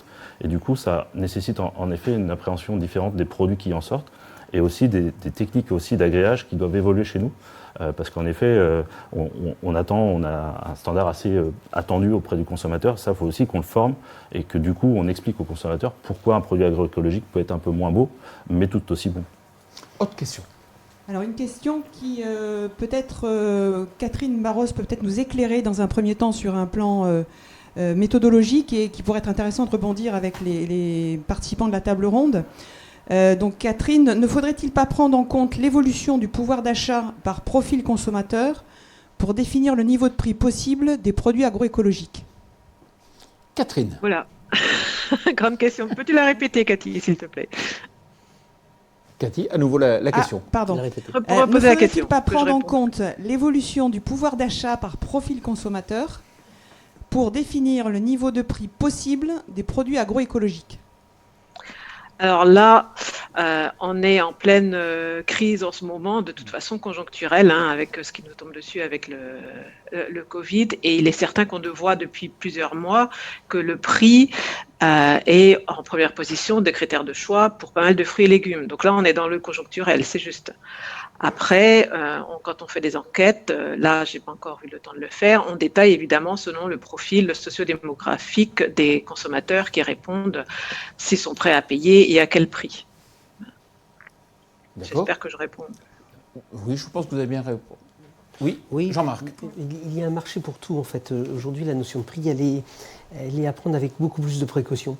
Voilà, il y a des marchés haut de gamme, milieu de gamme, bas de gamme, notamment sur les marchés, il y a un écoulement de surplus de marchandises.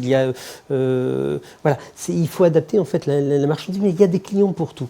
Moi, je voudrais quand même signaler quelque chose, c'est qu'autrefois, on nous l'a interdit maintenant, mais autrefois, on avait 4 catégories à vendre. En fait, on avait l'extra, le premier, le deuxième choix, le troisième choix.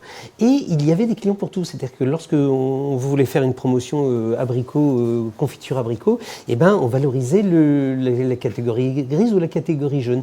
Et ça existait. Au fur et à mesure de temps, en fait, toutes ces catégories ont été interdites. Et voilà pourquoi on reste avec de la marchandise qui est consommable et qui reste pas commercialisée. Et ça, c'est vraiment dommage. C'est la succession des années et de l'exigence qui nous a fait abandonner ces produits-là. Et c'est regrettable, je vous assure. Une compote de pommes, on n'est pas obligé de prendre un produit magnifique pour faire une bonne compote de pommes. Je suis désolé, mais voilà. Donc, il y a moyen de pédagogie, encore une fois. Il y a moyen de faire comprendre à nos clients qu'il y a un produit pour chaque budget, et c'est évident. Et pourquoi c'était interdit ? Ça, c'était. Je ne connais pas exactement l'exactitude de la législation, mais aujourd'hui, on n'a pas le droit de vendre du gris ou du jaune. Enfin, jaune, encore. C'est les étiquettes, ça. Oui, c'est les étiquettes, oui, par contre. La catégorie 2 ou 3. Voilà. Et excusez-moi, là, je suis professionnel. Là. Et donc, voilà. D'ailleurs, vous voyez comment on s'égare. Hein. Par exemple, pour parler de la valeur HVE, c'est haute valeur environnementale, il faut le dire. Parce que, voyez-vous, un consommateur lambda, il ne peut pas comprendre ça. C'est HVE, on ne sait pas ce que ça veut dire. Donc, il faut faire attention aussi aux concentrations des mots qu'on a l'habitude de nous utiliser et qui n'est pas compréhensible de la part du public. Julie. Je rebondis sur la question parce qu'aujourd'hui, nous, la raison d'être de Carrefour, c'est la transition alimentaire pour tous. Là, on est aujourd'hui dans la transition agricole pour tous. Et moi, je suis assez d'accord avec ce que vous dites. C'est aujourd'hui, on va valoriser tout l'arbre. Donc, tous les fruits de l'arbre vont être bien cultivés, sachant qu'ils l'étaient pas mal, mais encore mieux cultivés. Il faut qu'on puisse les valoriser à chaque niveau, du bas prix, du moyen prix et du prix peut-être plus élevé en fonction d'effectivement quelque chose de plus joli, de plus beau, de plus gros. Parce que l'arbre, il va offrir plein de choix différents. Donc, c'est vraiment pour tout le monde. Donc, je pense qu'il n'y a pas un fruit par arbre qui est destiné à une catégorie, c'est vraiment tout l'arbre, comment j'arrive à le mettre en rayon. Ça, c'est notre job aussi, aidé par les producteurs, de savoir comment je vais valoriser tout ça dans un rayon pour que le consommateur, tous les consos, aient un choix. Une question, s'il vous plaît. Alors, on a pas mal de questions sur le rôle et le poids des politiques publiques. Donc, est-ce que Thierry Caquet pourrait nous éclairer par rapport à ce positionnement ? Et dans la continuité de la suite de ces questions, comment producteurs et distributeurs peuvent œuvrer ensemble pour convaincre les politiques publiques? Thierry Caquet, est-ce qu'il y a assez d'agroécologie dans les politiques publiques? Alors on pourrait toujours voir le verre à moitié vide et dire qu'il n'y en a pas assez, mais effectivement il y a quand même eu, et ça fait très fortement écho à ce que j'ai entendu depuis ce matin, mais qui me paraît très encourageant. En fait, depuis maintenant une dizaine d'années, les politiques publiques, notamment au niveau du ministère de l'Agriculture, embarquent clairement l'agroécologie, y compris dans la formation initiale des futurs producteurs, futurs agriculteurs, et de la formation initiale des ingénieurs. On a évoqué les ingénieurs agronomes, mais il y en a d'autres. Et effectivement, ça percole progressivement dans les programmes de formation, ça percole dans les réformes possibles de la politique agricole commune. Là, on sort un peu du domaine strict des fruits et légumes. Après, ça a été dit par certains des participants à la table ronde, tous les pays n'avancent pas à la même vitesse sur cette question, et la France est clairement en avance sur cette question de la transition agroécologique des agricultures, et c'est vraiment un combat de tous les instants au niveau notamment européen pour poursuivre la dynamique qui a été initiée il y a une dizaine d'années. Donc on peut trouver que les choses ne vont pas assez vite, mais on a la chance d'avoir quand même un certain nombre de dispositifs réglementaires et de participation de différents ministères, et non pas seulement le ministère de l'Agriculture, ça a été évoqué tout à l'heure avec le ministère de la Transition éco, pour avancer dans la bonne direction. Une autre question? Cathy? Alors, l'agroécologie aujourd'hui, donc on reste avec Thierry Caquet. L'agroécologie s'est développée en parallèle de l'agriculture biologique et semble aujourd'hui donc la supplanter. En effet, les cahiers des charges des labels bio sont contestés sur leur efficacité. Comment va-t-on faire pour que l'agroécologie ne soit pas elle aussi vidée de sa substance? Très bonne question. J'ai attendu longtemps d'avoir des questions, mais ce sont des questions effectivement très très intéressantes. Je pense que, ce que je ne voudrais pas, c'est qu'on oppose les différentes formes d'agriculture, ça a été dit aussi. On est vraiment dans une transition globale de l'ensemble de la société, y compris dans le domaine de l'agriculture, mais pas uniquement. Et donc effectivement, il faut tirer les leçons des expériences passées. Bon, l'agriculture biologique et son cahier des charges, ces cahiers des charges, elle a eu le mérite de tracer une voie vers d'autres modèles agricoles et de trouver finalement un écho favorable chez les consommateurs qui permettent finalement le développement de l'agriculture biologique. Je pense que ça a été dit par certains intervenants à la table ronde, à la fois l'obligation d'engagement de moyens, mais aussi de résultats, et la traçabilité et la confiance que l'on peut accorder aux producteurs est la clé pour vraiment réussir la transition agroécologique. Donc, ne pas se cantonner simplement à la position d'un logo ou d'un label sur un produit, mais expliquer clairement ce qu'il y a derrière, de donner des gages, et plus que des gages, des preuves d'engagement et de réussite par rapport à des objectifs, c'est de nature à éviter peut-être de tomber dans une vision très dogmatique de ce que pourrait être l'agroécologie, qui peut être reprochée parfois à l'agriculture biologique. Alors, des réactions sur le plateau. Des réactions, donc, oui, alors la meilleure efficacité, je pense, c'est quand la production et la distribution travaillent ensemble. C'est pour ça qu'on avait commencé le projet avec nos filières. On a plus de 30 ans d'expérience dans les filières. Et on n'a jamais autant accéléré que quand on a travaillé ensemble, parce qu'on travaille directement le produit et on le met à disposition directement du consommateur. Et je répète, et je l'ai déjà dit tout à l'heure, n'opposons pas les deux systèmes. Nous, dans le projet, on fait travailler et la bio et le conventionnel. La bio n'est pas parfaite non plus. On travaille tout ce qui va être sur le cuivre pour la bio. Et puis la bio, si vous dérapez, il y a 3 ans de conversion, alors que l'agroécologie, vous pouvez vous tromper et recommencer l'année suivante tout en ayant baissé drastiquement l'utilisation des pesticides, refaire venir la biodiversité, etc. Et de toute manière, c'est un système qui fonctionne tous ensemble.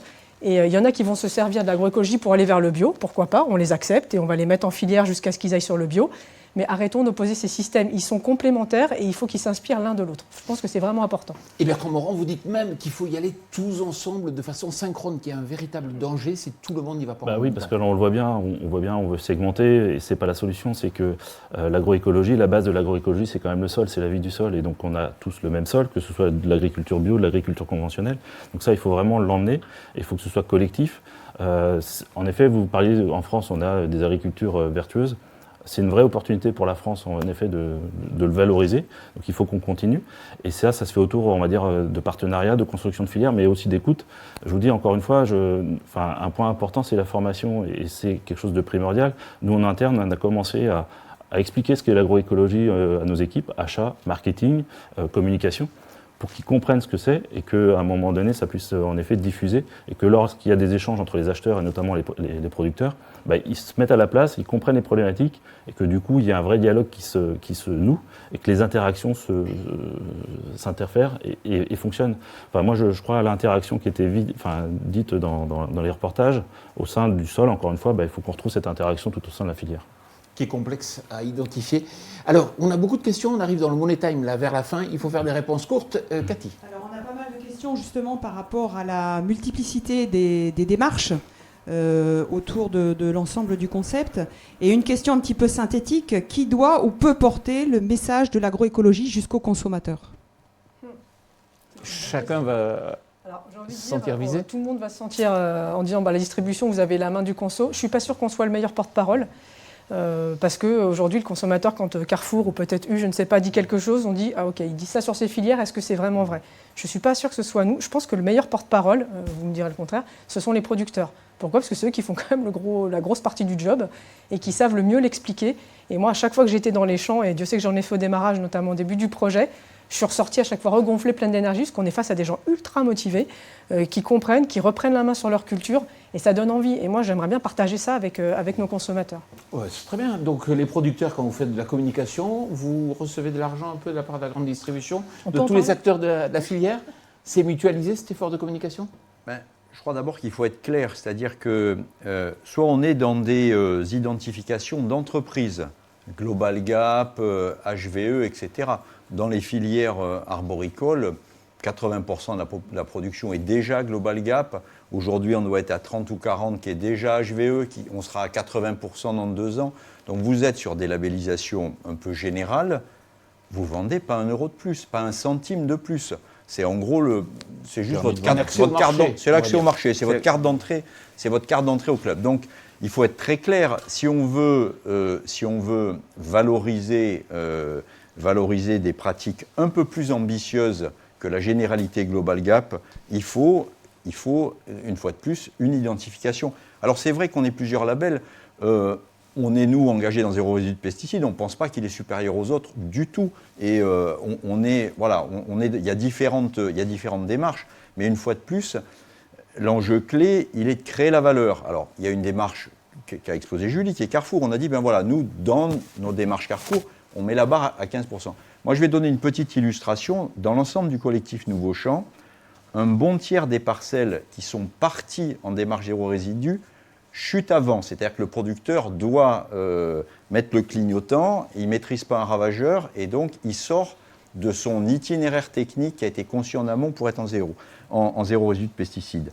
Sur l'ensemble des lots, des parcelles qui sont arrivées au bout, on en a encore un tiers qui sont non conformes. Donc j'enlève un premier tiers avant même d'aller franchir la ligne d'arrivée. Et quand j'ai franchi la ligne d'arrivée, j'en ai encore un tiers qui est non conforme. Donc le lot est déclassé zéro résidu de pesticides et revient en étiquette verte, donc dans un circuit de commercialisation normal.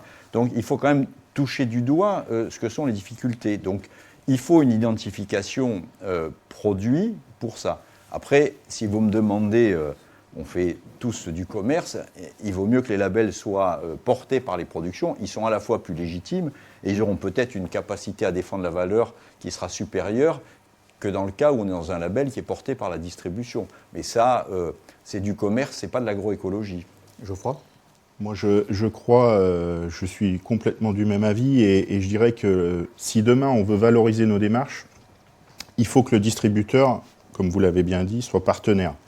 Et je dirais qu'avec Demain la Terre, on a un partenariat et on en est très fiers avec les primeurs, puisqu'on se rend compte qu'aujourd'hui, comment expliquer des démarches complexes comme les nôtres ? Eh ben, c'est en expliquant aux consommateurs. Et je dirais que les primeurs, vous êtes un bel exemple, puisque vous avez le consommateur et vous lui expliquez. La grande distribution, c'est vrai que vous avez souvent enlevé les gens des rayons pour expliquer qu'est-ce que vous vendez, vous mettez en rayon et puis vous attendez que ça se vende. Et je pense que demain, si on veut réussir à valoriser ces démarches-là, remettez du monde en rayon, allez expliquer aux cantines et aux restaurants qu'est-ce qu'il y a dans ces démarches et qu'est-ce qu'il y a dans vos produits. Et je dirais que les primeurs en sont un bel exemple.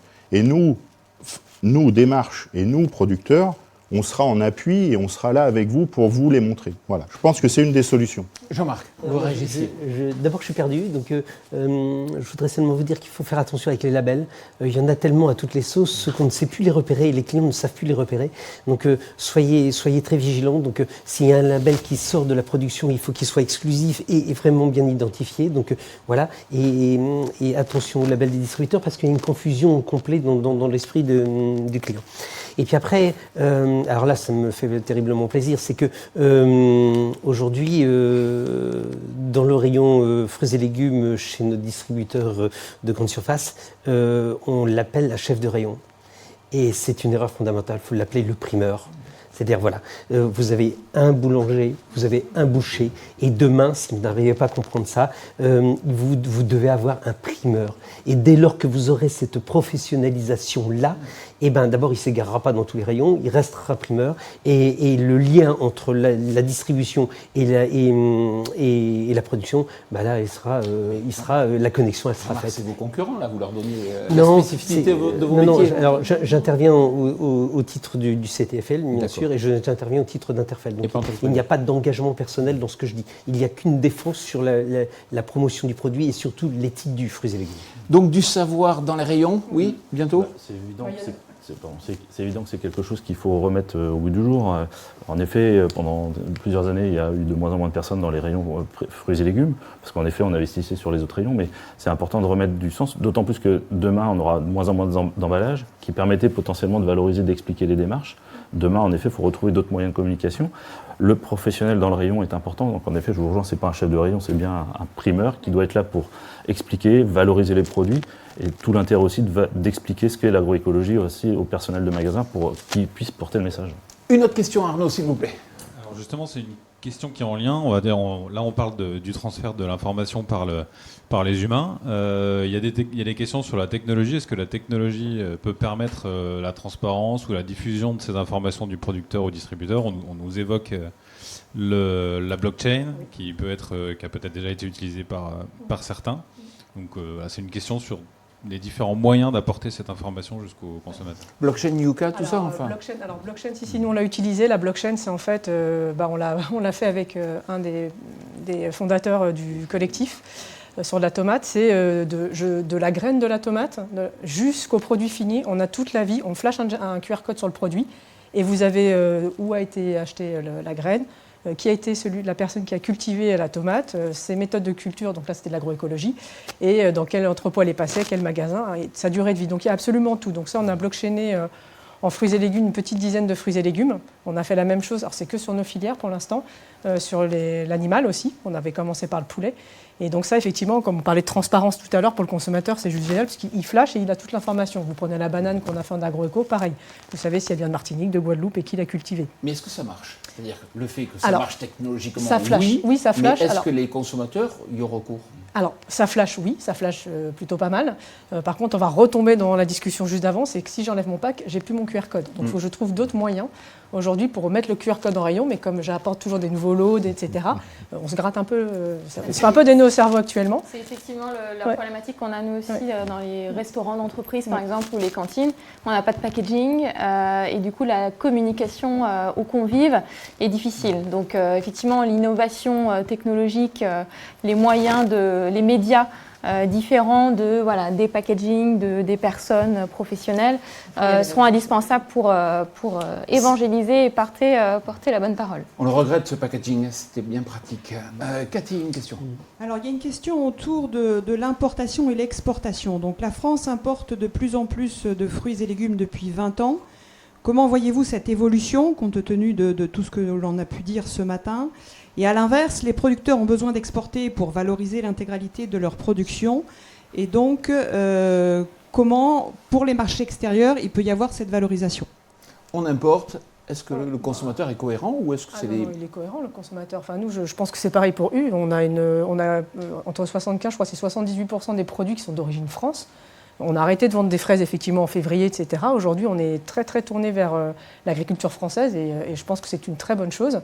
Après l'importation, vous allez avoir évidemment les agrumes, par la clémentine de Corse, de la banane, du kiwi, de l'avocat. Évidemment, ça viendra de l'extérieur, parce qu'on le disait tout à l'heure, on ne peut pas les cultiver en France. Mais il y a une vraie volonté, je pense, de la distribution, je ne pense pas me tromper en disant qu'on a une vraie volonté à acheter français, parce que le consommateur, rien que lui, il nous le demande aujourd'hui. Il y avait un volet exportation aussi dans la question? Exportation, oui, alors importation aussi, parce qu'une démarche, là je prends ma casquette de Malater, on a des producteurs qui sont aussi, qui importent, et là je parle par exemple pour des fruits en particulier, qui importent des fruits pour redistribuer sur des marchés français, voire même exporter vers des pays lointains, voire même très lointains. Et je dirais que la force de la démarche aussi, c'est qu'elle s'exporte. Et qu'aujourd'hui, on est capable de sortir de la fraise ou de la pomme, bientôt de la pomme, de Malater qui vient du Maroc ou qui vient d'autres pays.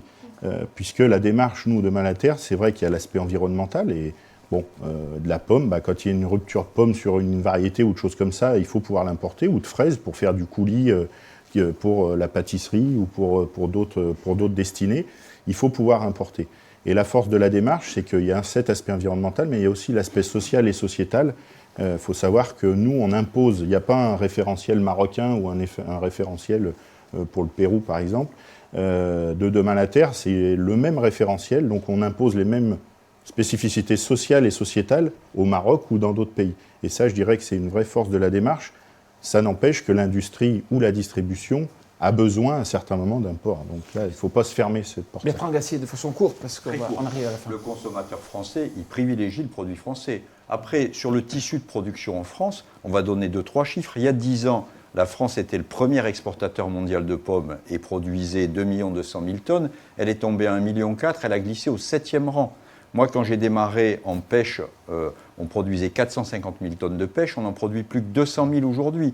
Donc la ferme France, pour des contraintes qui sont sociales et qui sont réglementaires, ne fait que se rétrécir. Donc on était un pays de production, on était, pour faire simple, la première puissance agricole d'Europe, c'est terminé. Alors j'ai des confrères du légume, l'Allemagne a regrandi, etc. Enfin on pourrait aller à l'infini. Donc il y a un problème de consommation, mais en matière de production, l'ensemble des contraintes qu'on fait peser sur la production française démolissent notre capacité à exporter. Il faut être très clair là-dessus, c'est pas une opinion, c'est un fait. Une toute dernière question, on arrive à la fin de cette émission. Alors une dernière question un petit peu d'ouverture et de lien avec l'environnement climatique, notamment avec lequel nous sommes.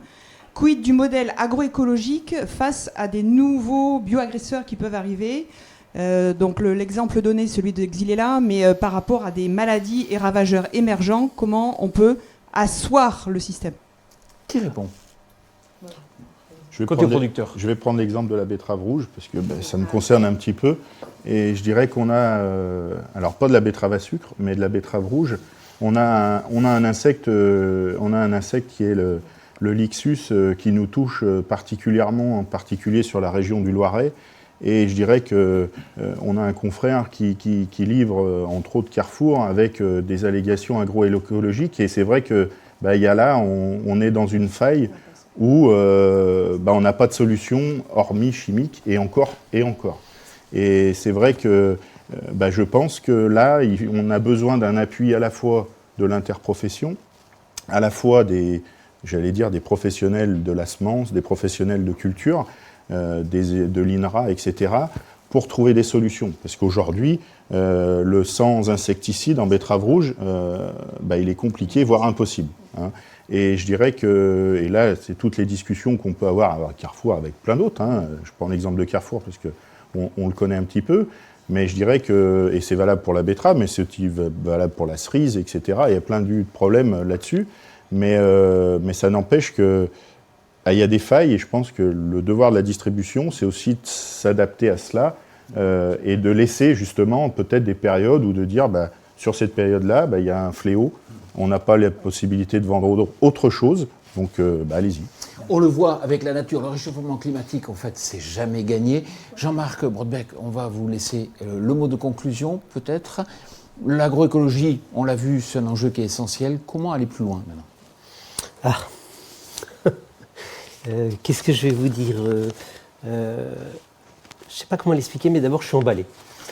Emballé parce qu'il y a une vraie prise de conscience au travers de la production, il y a une vraie prise de conscience, nous, de notre côté, donc au travers de la distribution.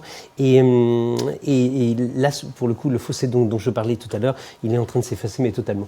Donc on est à l'évidence tous dans le même projet, c'est en finalité satisfaire le client et vendre le kilo de plus, parce que c'est ce qui nous intéresse aussi. Donc je suis très très emballé parce que là il y a vraiment une connexion qui se fait naturellement au travers de ce débat et il n'y a pas de frein, il n'y a pas eu de discours politique, il n'y a pas eu de discours d'opposition, il y a vraiment une action dans l'objectif. Et moi je suis bluffé, je ne m'attendais pas à avoir autant de communion. Alors après, on a d'autres atouts très conséquents, on l'a bien entendu. Donc la France, l'un des plus beaux producteurs dans la virtuosité de la production. On a des atouts aussi. On a effectivement une interprofession qui est solide, qui rassemble toutes les familles. On a le CTFL, c'est ce qui nous rassemble aujourd'hui.